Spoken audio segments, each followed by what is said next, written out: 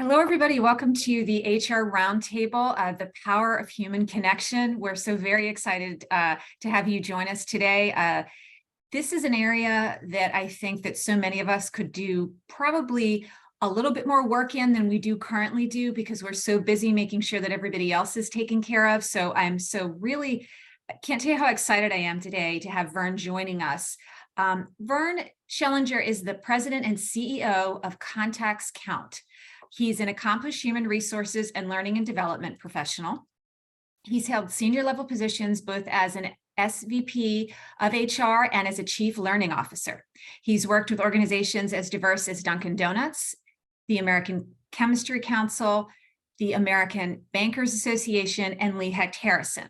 He became a certified trainer for Contacts Count in 2006, and in 2021 bought the company.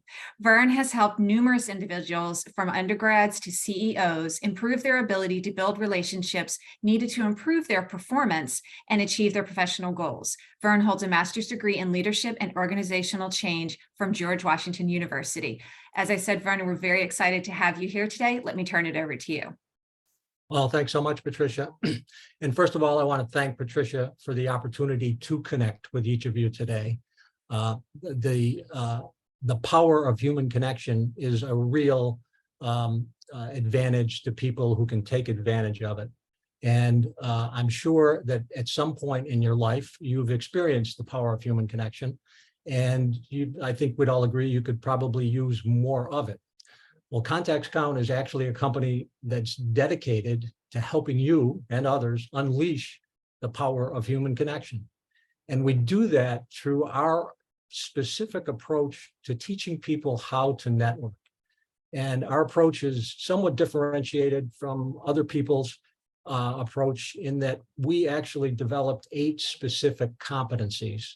And as HR professionals, you understand competencies, their skills, their behaviors, their tools, their strategies, things that people can learn. And when we work with people and they're willing to learn and get out of their comfort zone, they actually can improve their ability to build trust-based, mutually beneficial relationships with other people.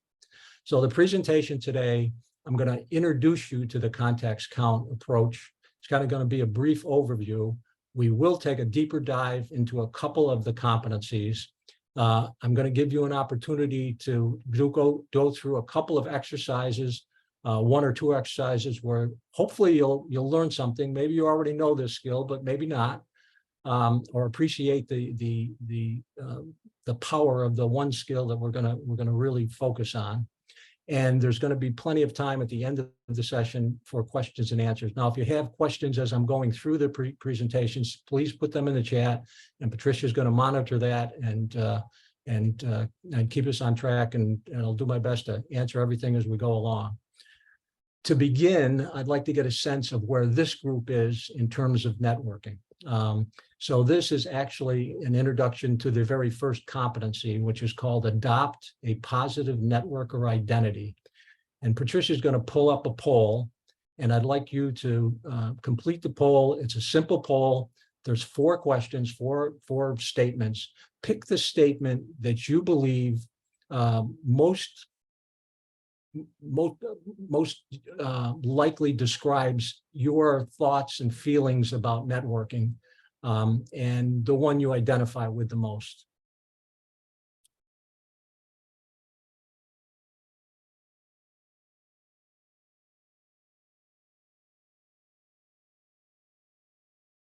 Let that run for a little bit so we can get as many people included in the poll as possible.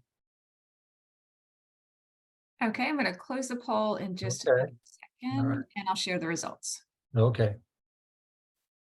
Okay, everybody should be able to see the results. Okay. So the results that I see here are actually pretty typical.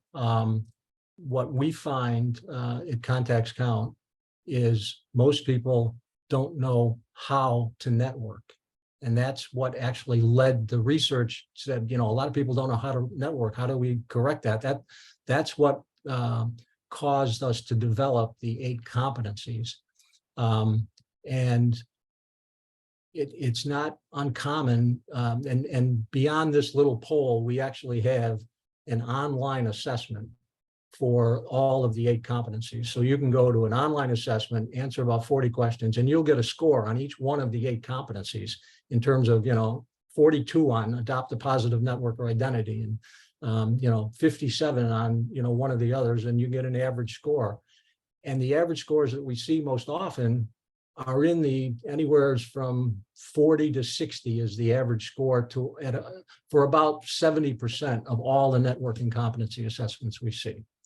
And so whether we're working with an individual or a team, that's where we always start. We start with some type of an assessment, and then we focus on the skills and behaviors that help people improve those specific competencies. Well, let's see. I'm going to try to advance the slide here. There we go. So there's the poll. So let me show you what those 8 competencies are in a minute. The first thing I want to share with you is a quote from Adam Grant. Okay, you got to use the mouse here. From his book, Give and Take. I'll let you take a minute and just read what's on the screen.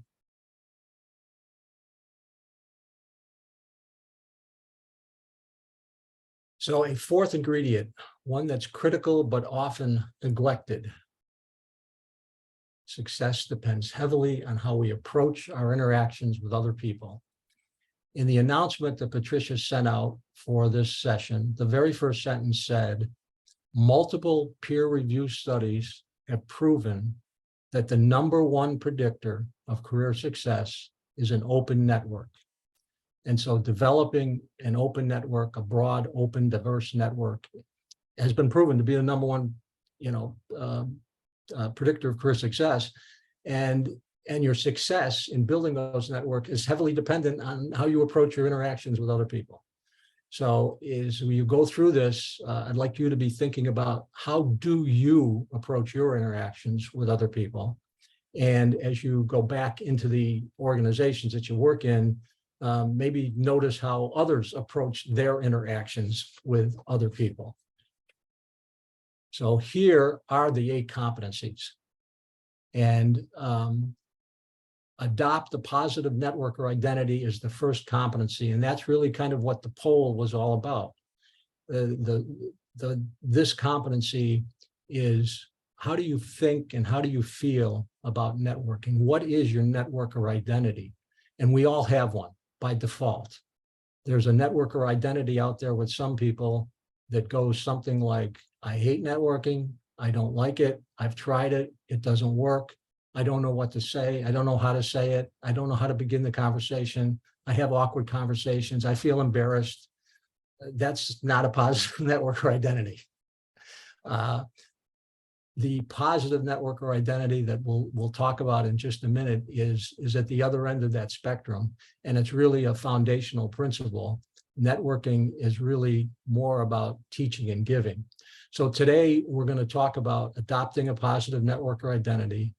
We're going to go into some detail about communicating your expertise, and then in the August 4th session, we'll be focused on engaging others and taking a strategic approach. Before we dive in, I wanted to share this slide with you as HR professionals, because in HR, we're always thinking about the big picture, the culture of the organization. What is it? How do we improve it? Where do we need to change it? What's going on in the world that's causing us to change our culture? From the big picture about culture right down to, we're writing a new policy and procedure. How is this going to affect the entire organization, and so forth and so on. So this big picture, if you start at the bottom, there are the 8 competencies. And the goal of everything we do in Contacts Count is to teach people how to use these skills and behaviors so that they build a mutually beneficial, trust-based relationship. And once you develop trust with someone and they trust you and you trust them, you can help each other in so many different ways.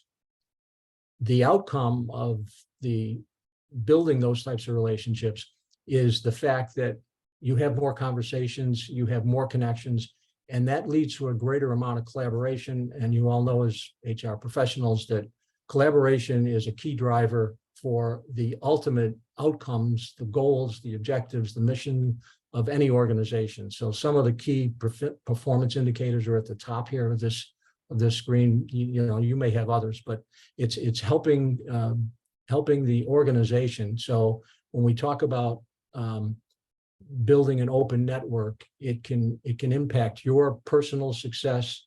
It can impact the team's success. It can impact the organization's success. So here's the official definition of networking from our book called Strategic Connections, The New Face of Networking in a Collaborative World. I'm going to give you a second to read that. And as you're reading it, if there's a particular word or phrase that jumps out at you, go ahead and put that in the chat.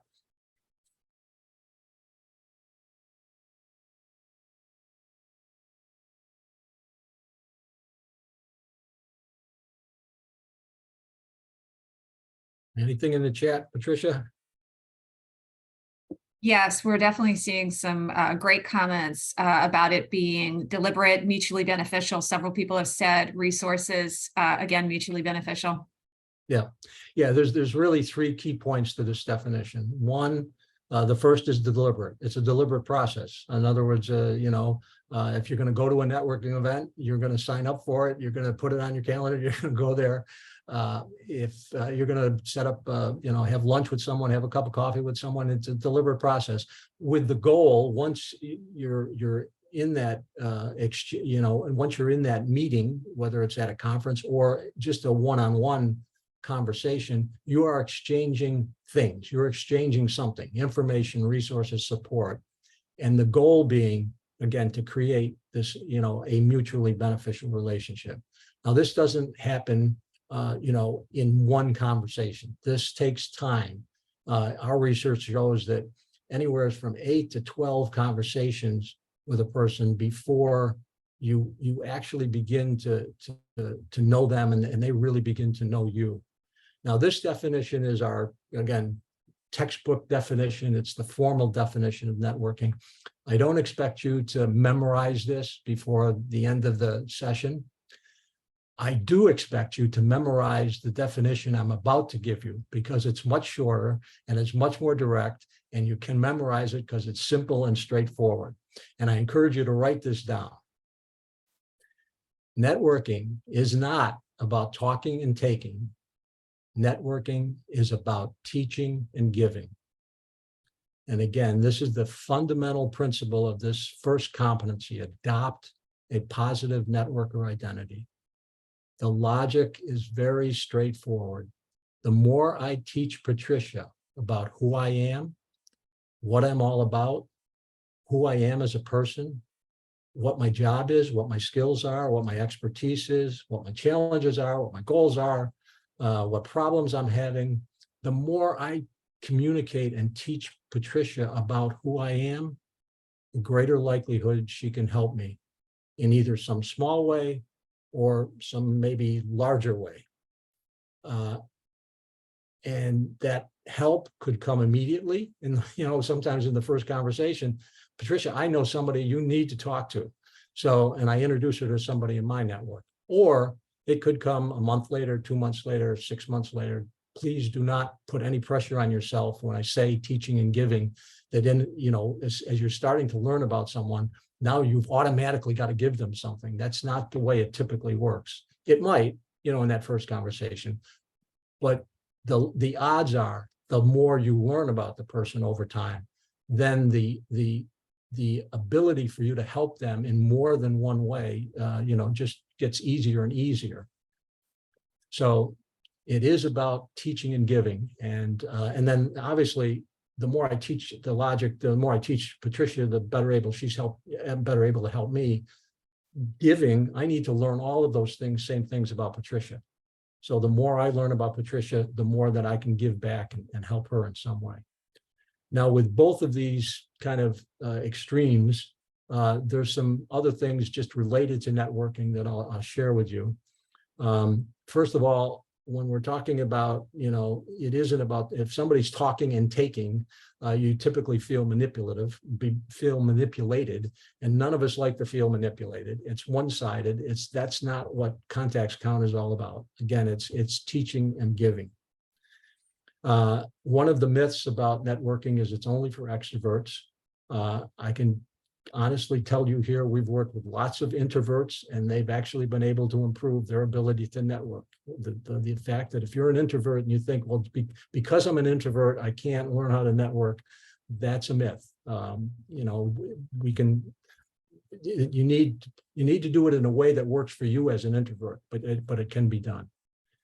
And again, another myth, it's just for job seekers and sales professionals. Maybe in the 1980s that was true, but in today's world, everyone needs to network. And as you'll see, with the 8 competencies, it's lots of learned behaviors, but they're not complex learned behaviors. They're fairly simple things, and you're going to get a chance to do an exercise in one of those in just a minute. And again, it's not optional in today's workplace. Building relationships and again, it's building relationships, not just going to networking events. It's building relationships with, anytime you're having a conversation, the potential exists in any conversation for it to turn into what I would classify as a networking conversation, where you're in some type of teaching and giving exchange of information between you and the other person. So raise your hand if you've ever been asked the question, what do you do? Let me know how many raised hands, Patricia. That should be probably 100%, all right? Okay. So we're talking about teaching and giving as the fundamental, principle. And that's the first competency: adopt a positive network or identity. So in our daily life, we have actually a number of opportunities to teach someone something about who we are, what we're all about, what kind of skills we have. The fact of the matter is, most people miss these opportunities. So the what do you do question is a good example of how people miss an opportunity. It's the first opportunity you have. When somebody says, what do? You could really tell them something about what do you do? Unfortunately, most people answer the what do you do question with, I'm the VP of HR. I work for Amazon. I'm a registered nurse. I'm a CPA. I'm a whatever. And most of the answers are a title, a profession, an industry, something like that, which really doesn't teach the other person anything about you. So the question is, what do you do? And you really haven't answered the question. So there really is a better way. When someone asks you, what do you do? There's a better way to answer that question. And at Contacts Count, we call that a best test answer. It's 2 sentences. It's one thing you do best, something you want to teach others about yourself. And the second sentence is a testimonial. It's an example of a time when you saved the day, solved the problem, served the client. Again, it's 2 sentences. It's short, it's sweet, it's to the point. And I'll give you an example of one of those right now. And I'll give you a second to read this.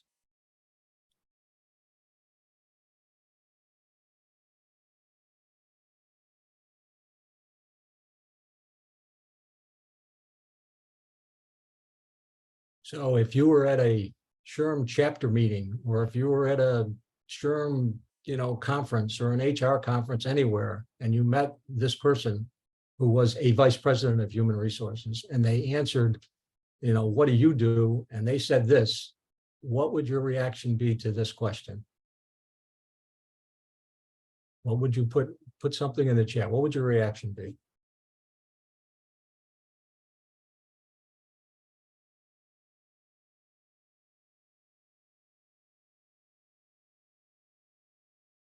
Anybody commenting, Patricia? Yes. Anthony said, I'd want to know more, engage in further conversation. Regina said, ask for details, such as, what is it that you, more information about what it is that you're commenting on. That's great. Tell me more. Yeah, those are exactly what you should be doing. But look at the difference if he would have said the VP of HR, right? Okay, where do you go with that? The best test, and one of the advantages of the best test answer, if it's a great answer, as this one is, and you're an HR professional, I would have said the same thing. Hey, tell me more. I mean, orientation is always something we're looking to improve. And if you're speaking at a conference and you've got these innovations, you must have really came up with something. I want to hear more, right? So this is just one example. I'll let you read some others from, different types of individuals, different professions, just to give you a feel for what these look like.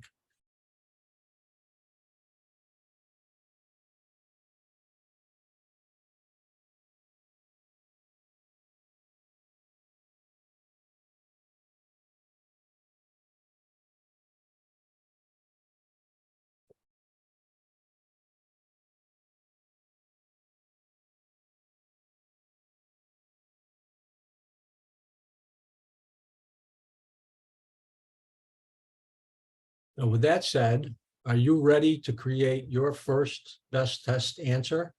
Because that's what you're going to do right now. You're going to have an opportunity to think about this. Again, start with, okay, what's a skill? What's a talent? What's something I'd like to teach what's something I'd like to teach someone who I'm about to have a conversation with? You create the first sentence, the best sentence. I'm an expert in my firm. I create, I help, my passion is. Those are just examples. You can come up with something else. Notice one says my firm. You could say my firm, you could say my team, you could say my organization. That's not specifically, you. It's better if you can say I, but if you really, depending on the situation, it may be appropriate to say my team or my organization, and that's okay because you're part of the team. So whatever the outcome is, you were part of that outcome, right? And then you create, an example of you doing that and how you achieve the results. A few key tips as you begin to do this. Remember, it's 2 sentences.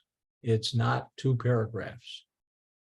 Remember the situation here. This is somebody, if you're either at a networking event or, I introduced Patricia to Bob, through my network, and Patricia and Bob, now we're going to have a cup of coffee. And Bob says, well, so Patricia, tell me what you do. This is not, you're not going to go on for, 3 minutes. Okay. This is just an introductory, 2-sentence answer that, as you saw in the example with the VP of HR, it helps engage the other person to ask more questions. And then you're actually teaching more about, the orientation innovations that person came up with. Why did you start it? All of the questions you want to ask. Now you're hearing more from that person. So 2 sentences, not 2 paragraphs. Whoop, the wrong way. Obviously, we don't have time to practice it here in the session, but practice with a friend and colleague, and even in the session, I'm going to ask for some volunteers to share it with the group. The first time, you're probably going to have to read it right off the piece of paper because it's just not natural to you yet. You just created this. But as you work with this and you get feedback and you refine it, and you keep practicing it until you can respond as easily as, if I ask Patricia, what's her name? She says, Patricia Trudeau, and it's like nothing, right? So if somebody says, what do you do? You're able to answer it that easily.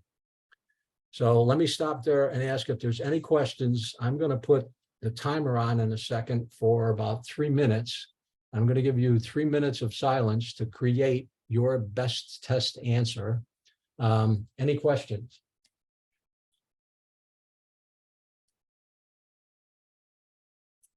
Any questions? The only question we did receive that I do want to share is someone asked if the slides will be shared, and they absolutely will be in the summary that I sent out. Yep.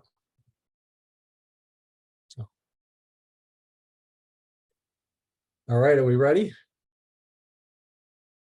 All right, the timer's on. for 3 minutes. And if you're a really fast learner and you get one right away, you can create a second one, because guess what? You have more than one skill or talent.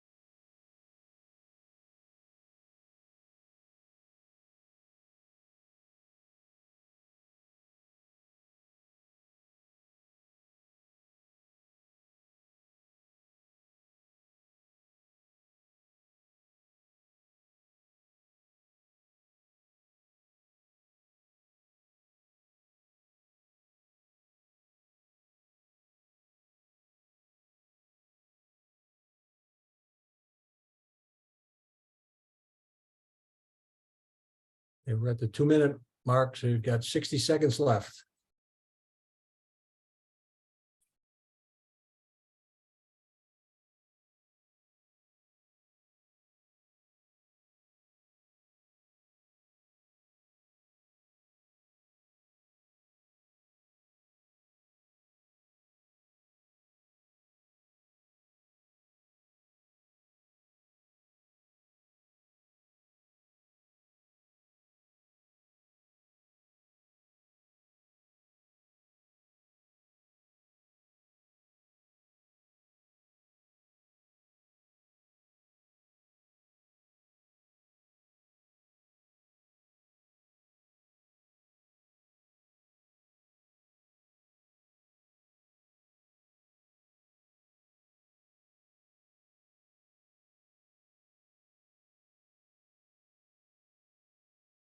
Okay, 3 minutes is up.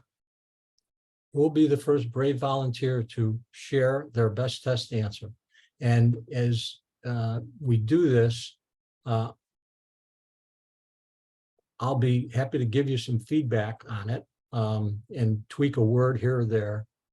Or if it's a really good best test answer, I'm actually going to go into a role play with you to, again, demonstrate to the group, how this works with a really good best test answer, what can happen. So, Patricia, any volunteers? I'm happy to go. Okay. Hi, I'm Samantha Rosenberg. I'm the head of HR for a scientific association and leading our employee engagement efforts. Most recently, I started a Lunch and Learn series that staff really enjoy and I'm excited about. Okay. So you could make the first sentence shorter. You could say, well, you said VP of a scientific organization, your title and scientific. I said I'm the head of HR for a scientific association. Organization. Okay, and then what was the second part of that first sentence? And I'm leading our employee engagement efforts. Okay, and then the second one, say it again. Most recently, I started a Lunch and Learn series that staff are really enjoying. Okay, all right, that's a pretty good first draft, because and again, this is another skill, and we're kind of going into the third competency, which is engaging others. So you're teaching me now about what you've just taught me something about you in the very first, Samantha, what do you do? And you told me that. So I could ask you, said, well, why are the staff, what is it about the program that the staff are enjoying so much, right? Because ultimately you want to get to kind of the results. If you can get to the more outcomes and results, that speaks more to your credibility, and you really do know about employee engagement, right? Right. Yeah. Okay. All right. Who else? PJ asked me, so I'll go for it. My name is Anthony Ware, and I said I work for my agency. I work with my agency's divisions on their various HR needs. Recently, I collaborated with our IT division to establish and source candidates for their new grants management system. Okay. The first sentence, Anthony talked, so say it again. Say the first sentence again. I said I work with my agency's divisions on their various HR needs. Okay. And the second sentence was an example of recruiting, right? Yes, sir. Yeah. So you might want to be more specific in the first sentence and keep this best, in other words. All right, let me back up. Say the first sentence again. I said I work with my agency's divisions on their various HR needs. And then I gave an example of one of those needs through Yeah. recruitment. So the first sentence talked about the overall needs. You can create multiple best test answers, right? Okay, so the first sentence might be something like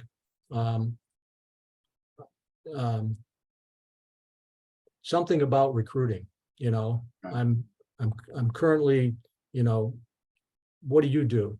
I recruit the best talent possible for my organization. Right? That's what you do best. Second sentence, I'm currently working on, you know, finding XYZ programmers for our IT division. If you make it more specific, it's more to you. And then, as I said before, you know, HR needs, you know, so I'm you know, an expert in, or I work to find the best talent for my organization. That could be the first sentence to one best test answer.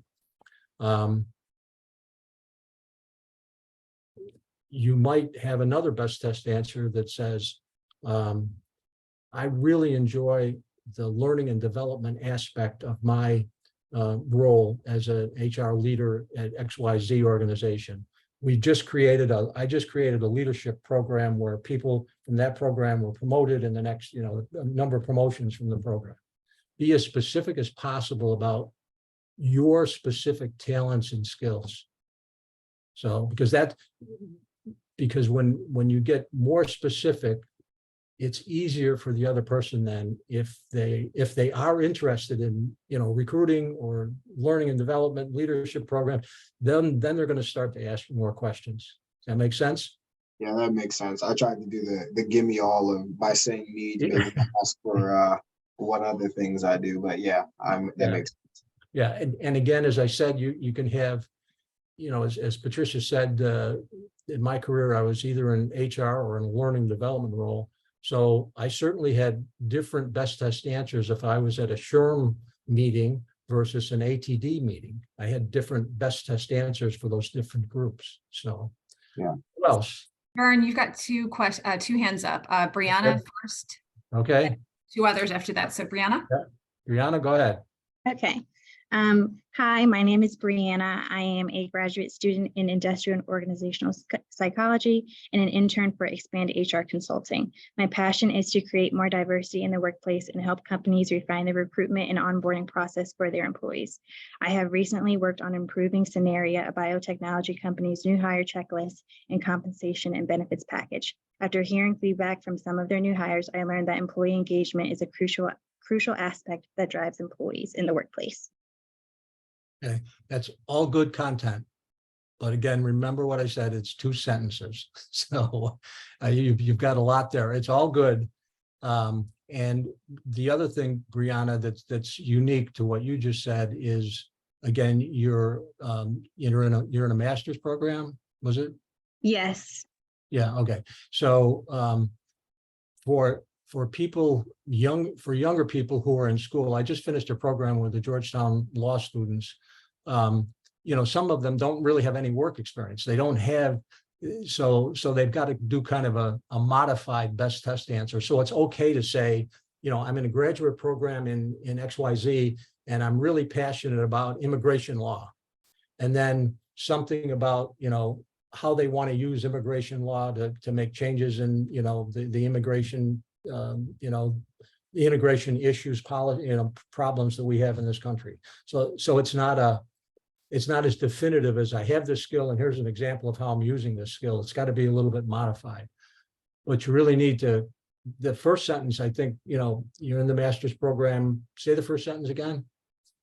My name is Brianna. I'm a graduate student in industrial and organizational psychology and an intern for Expand HR Consulting. Okay. And then the second sentence, which was fine. That's you use the word passion in the second sentence, which is a great word to use. Mm-hmm. So what was the sentence where you used passion? My passion is to create more diversity in the workplace and help companies refine their recruitment and onboarding process for their employees. Yeah, and that would be your best test answer. Okay, keep it shorter. Some of the other things and then you were talking about how much you're learning about employee engagement. Yes, well, with Expand HR, I recently created a benefits and compensation package and new hire checklist for Scenaria, a biotechnology company. So I've been, getting some more experience with that, with the senior consultant that I'm working under. Yeah, and so that could almost be a separate best test answer, right? Mm-hmm. So there could be two there.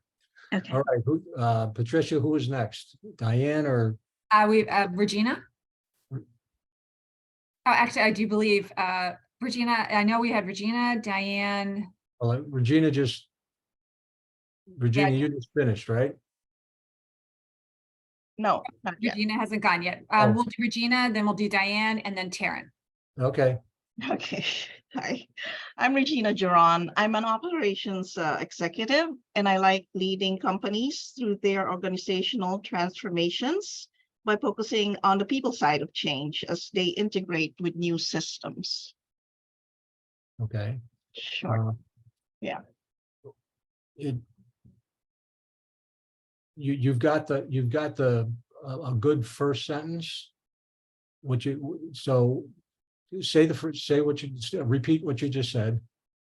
I'm Regina Geron. I'm an operations executive, and I like to lead companies through their organizational transformations by focusing on the people side of change as they integrate with new systems.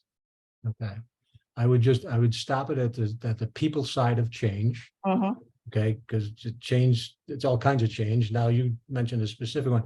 The second sentence needs to be, I recently worked with a company, and if you have this, Right. I recently worked with a company to, bring about XYZ change, within a 2-month period, we revamped the whole, system or whatever. Okay. You follow me? Yeah. Again, because you got to be, the more specific you are about a specific skill or specific outcome, again, the easier it is. Just like in that, again, I'll go back to that example, VP of HR. He spoke at a conference on orientation innovation. And of course, in the chat, all of you were saying, hey, I want to learn more. I mean, that's the kind of response. A good best test answer will most of the time get that kind of response. Okay, who's next? Okay, so it looks like Taryn, you're next. Okay, I'm Taryn. I'm a senior human resources leader, and I coach leaders on managing dicey employee relations issues. Fun job. And I recently developed and facilitated a training on effective documentation. Okay. In facilitating the training on, employee relations, was there an outcome? Did you get feedback that this is really going to help me, as a manager deal with these in the future? Yep, the feedback was overwhelmingly positive that it was something they could use right away in their day-to-day work. Right. So then I'd make sure you include that in there. Again, because you want to do as much as you can in this very short period of time to teach the other person something about you. And it's one thing to say, hey, I'm an expert in employee relations. Which is fine. That's the best part of it. Or something about employee relations and working with senior leaders to do the, you use the word dicey, which is fine. That's good. That's a good word. That's your word. But make sure that in the second sentence you can get as much of an outcome as you can, which you just did when you said it was they can use these immediately back on the job. That's a really positive outcome. Because I'd want to ask you now. All right, so tell me about the type of employee relations you have and what are they doing? Okay, we all in HR deal with them at more often than we want sometimes. So, good job. All right. Okay, Vern, our last one is from Diane. Thank you. Okay, Diana. Patience. Yeah.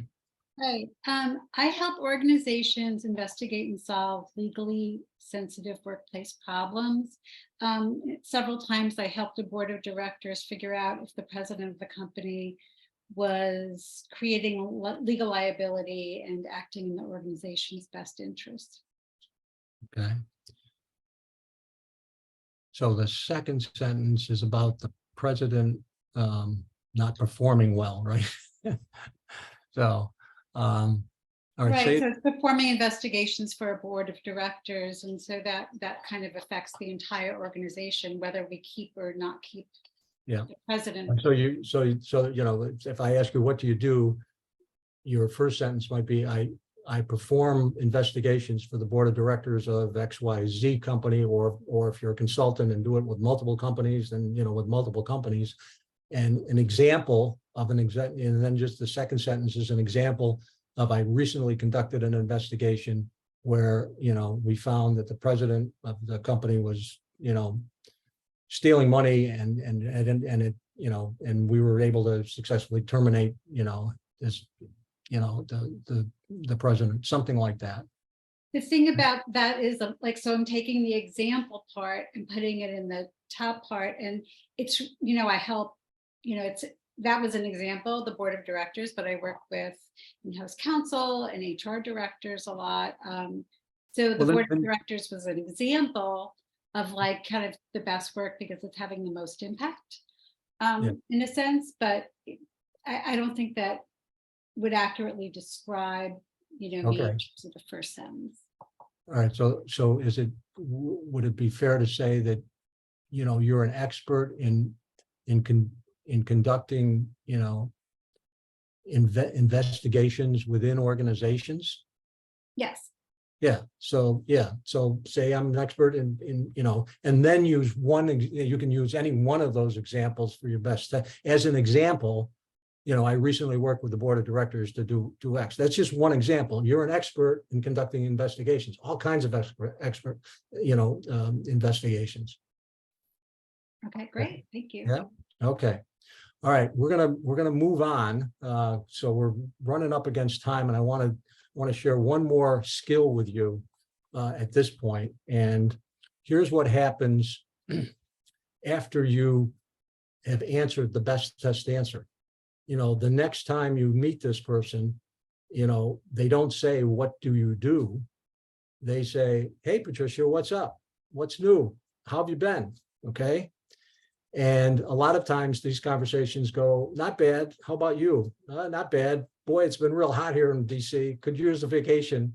And it's just one of those conversations that kind of doesn't go anywhere. When somebody says to you, "What's up? What's new? How have you been?" It's another opportunity to teach someone else about who you are and what you're all about. So it's an ideal time to tell a short story. I'm going to read you an actual story, which takes less than 60 seconds. And as I read the story, put a word or a phrase in the chat that stands out to you in terms of what you learned about the person in the story. The person in the story is actually the founder of Contacts Count, Lynn Wayman. This is a real life example. She's meeting with someone and they said, "So Lynn, what's new with you?" "Well, I have to tell you about a really challenging training experience I had last week. When I walked into the hotel conference room in Seattle, where I was going to teach a 3-day negotiation skills course. I was so happy that it had floor-to-ceiling windows looking out over the bay. But within the first hour, I realized everyone, including me, couldn't take their eyes off the water. I could feel the longing to be out there. So that night I negotiated with the boat company that takes people to Victoria and back. And for the next 2 days, we had a class on the boat. People were so grateful to be on the water that they really did work they worked really hard, had a really successful learning experience, and enjoyed the ability to have their breaks and lunches strolling around the boat. What did you learn about Lynn in less than 60 seconds?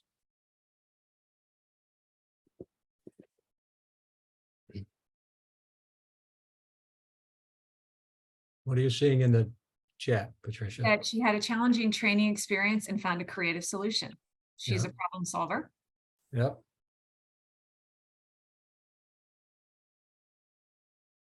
Thinks outside the box. She's good at observing others and thinking outside the box to have a more fulfilling experience. Yeah. She teaches negotiation skills, right? I mean, in 60 seconds, you learn some pretty significant things about Lynn in that short story. And so there's a simple formula that we have people use to create that type of story. And I'm going to read you the story again, and I'm going to show you the model that we use. It's called a 5S model because everything's got S's in it. So here's Lynn's story with the model. Segue. Well, you know, and so again, so what's new with you, Lynn? Segue into the story. Well, I have to tell you about a really challenging training experience I had last week. Situation. When I walked into the hotel conference room, so glad that there was, you know, sealed walls, floor-to-ceiling windows, snafu, you know, situation, normal, all fouled up. What was the problem? The challenge or problem. But within the first hour, I realized everybody wanted to be out on the water. Solution, I negotiated with the boat company. Significance, people worked hard, had a great learning experience, enjoyed being out on the water, right? And so the fact that, you know, people mentioned, hey, she's a problem solver, she thinks outside the box, she's aware of her participants in the training program. And so all of that came through in that very short story. So short stories like that, and you all know as HR people, this is also a skill that's pretty important if you're interviewing for a job. You better have these stories written and down pat if you happen to be interviewing for a job, because this is a great way to answer, you know, tell me about a time when type of questions. If you don't have a story available when somebody says, what's new, what's going on in your life, how have you been? If you don't have a story like this, don't default to not much, the weather's been bad. Tell them something that's going on in your life, you know? So here's one example. I just started the process of trying to help my teenage daughter, you know, select the college she wants to go to. I'm overwhelmed. It's such an unbelievable process. There's so many things to think about. Now, if the other person, you know, so if somebody asked me that, I'd say, well, let me tell you about my experience with my 2 kids and what we did and what we learned and what we didn't. Just by sharing that, the other person might be able to help you in some way. So there's all these opportunities to teach and give people that you just need to be aware of when they happen and take advantage of. Now, your homework for this session to August 4th is to write a short story. The good news is it's not mandatory, it's voluntary. If you want to write a short story and send it to me, I'll be happy to give you my feedback. All right. And with that, let's open it up for any questions, and I'll try to give you as many answers or any discussion you want to have. Well, Vern, as we're waiting for any questions or comments, am I correct in stating that taking the time to do all of the things that we've talked about today are obviously going to help you to better really put a finer point on what it is that you're good at doing and what you want people to know more about you, but it's also going to help them remember who you are for something potentially future that might come along down the line. And they'll think about, oh, when I was talking to so-and-so and they had that great story about Yes, yes. Stories are powerful. Stories stick. Stories sells. Stories are memorable. Yeah, that's the whole point of, teaching others about who you are and what you're all about. The more you teach, and the more they learn, and the duration of the relationship, the longer the relationship goes on, the more you know about each other, and the more opportunities you have to help people. I think most of you probably know Sharon Armstrong. And so when I left DC and moved to Florida, Sharon said, you have to meet Jeff Copel. Jeff and I worked together early in our careers in HR. She said, I know the two of you are just going to hit it off. And of course she was right. So Jeff and I have had breakfast every 3 months for the last 7 or 8 years. And so Jeff asked me one day, so what's up? How have you been? What's new with you? And I said, I have to tell you about a new client that I started coaching. He works at the World Bank, but he was born in Kenya, came to the US, got his MBA, and now he wants to help create economic development opportunities back in Kenya. Jeff says to me, that's interesting. My best friend Richard grew up in South America, came to the United States, got his MBA, and he's trying to create economic opportunities back in South Africa. I said, if any chance we could have Richard and Cello get together? He said, certainly. And the two of them collaborated, they learned from each other, they helped one another in accomplishing those goals. It's amazing how much more accessible even now people are being able to connect anywhere in the world virtually. One of the questions or one of the statements that is in the chat that Taryn said she finds it challenging to determine the best natural way to follow up with someone once you've met them and exchange contact information. And I guess my additional question to that is, what does that frequency look like? How often should you be following up with someone once you've met them? Well, if you've met someone and it's someone that you're interested in, you'd like to learn more about, obviously you've got to get the contact information, an email or phone number or whatever, and you reach out to them and say, hey, enjoyed our conversation. Would love to learn more, when could we get together for coffee or lunch?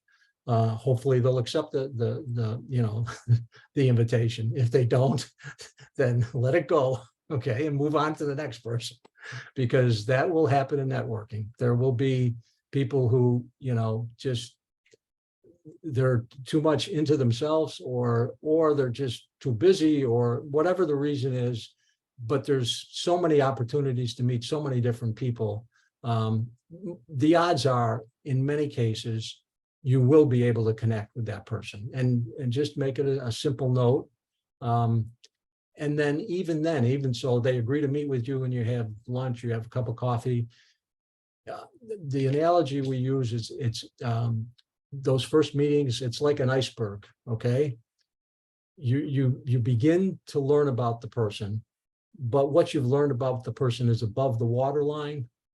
And if and they know, well, there's so much more to this person, but you're barely scratching the surface of really getting to know this person. So that's why I said it, it's over 6, 8, 10, 12 conversations with the same person that you really start to dig in and get to know them. And the more you get to know them, the better likelihood they can help you in some way, and you can give back to them in some way. So just reach out. I know. So for instance, that's, what do I do? How do I say it? It's a simple email or a simple phone call. And then you just take it from there. It'll either be a yes or, they'll ignore you. Utilizing LinkedIn seems to be a great tool to be able to do that. The other, and Diane said that you could certainly suggest a Zoom meeting if you're too far apart or time constrained. Yep. Tony had his hand raised. Yep. Yeah, I appreciate the information in this session, Vern. And as the introvert, the small talk is awful. So I appreciate some of the tips. And so we had answered questions today. but what are some interesting but non-prying networking questions we could ask of others who might not necessarily have the tools to tell their story? If that makes sense. Yeah, so that's getting into engaging others, and so Absolutely, Samantha. yeah. So let's see if I can think of an example, because sometimes you'll meet somebody, and you'll say, "What do you do?" And they'll say, "Well, I'm the VP of HR," and then you'll say, "Well, tell me a little bit more about what do your position as a VP of HR." Well, it's all the kind of same stuff that HR does all the time. That's what I do. And the more you ask, you keep getting those kind of responses, right? So you just need to think about what are the types of open-ended questions that I can ask that they can't give a short answer to, right? So if the VP of HR said, "Well, I just do all the stuff that HR normally does." Well, what's the biggest problem or the biggest challenge you're facing right now? Okay, they can't, typically those open-ended questions kind of force people to tell you a little bit more about themselves.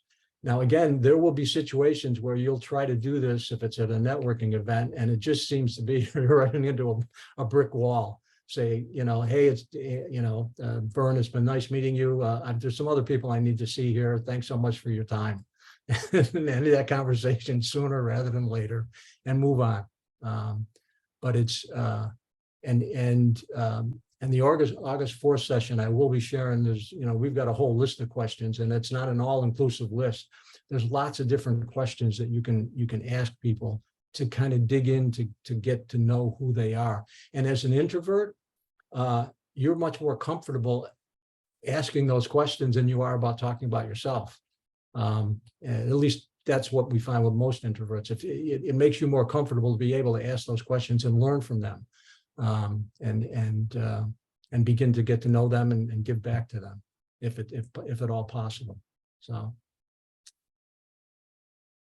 other questions? Yes, Samantha.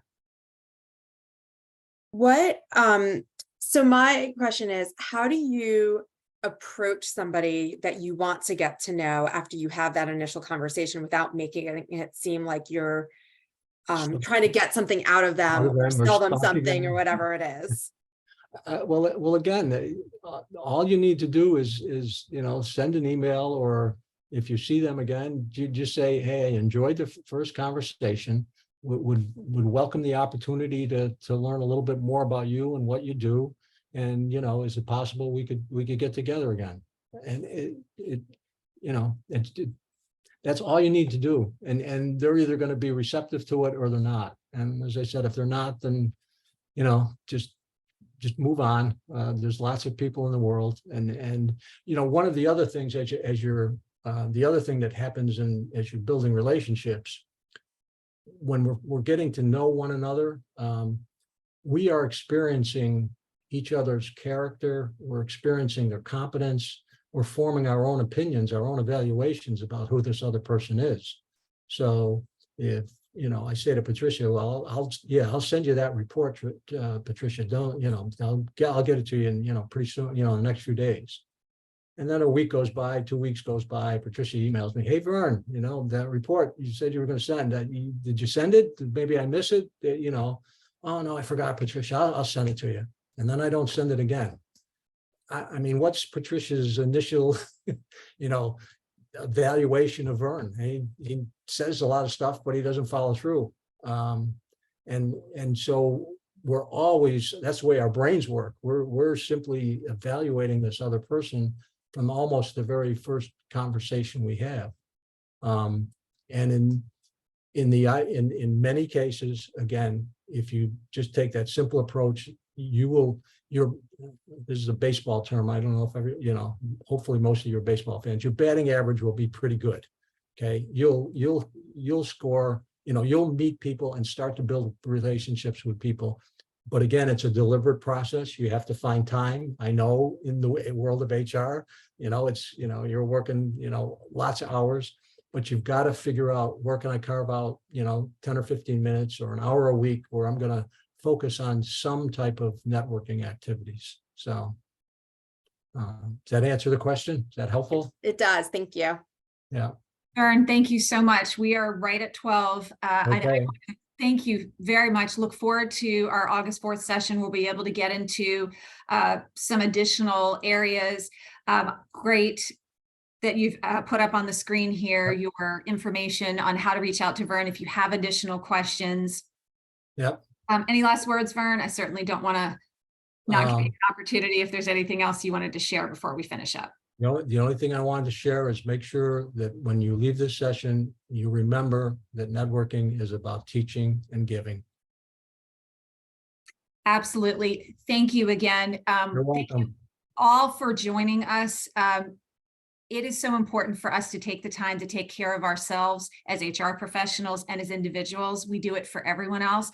Thank you for taking the time to start to look at what you can do to help yourself and to help your career as you move forward. Everybody have a great rest of the day. Thank you for joining the HR Roundtable, and we'll hopefully see all of you again in 2 weeks. Thanks so much, everybody. Bye-bye. Take care. Bye-bye.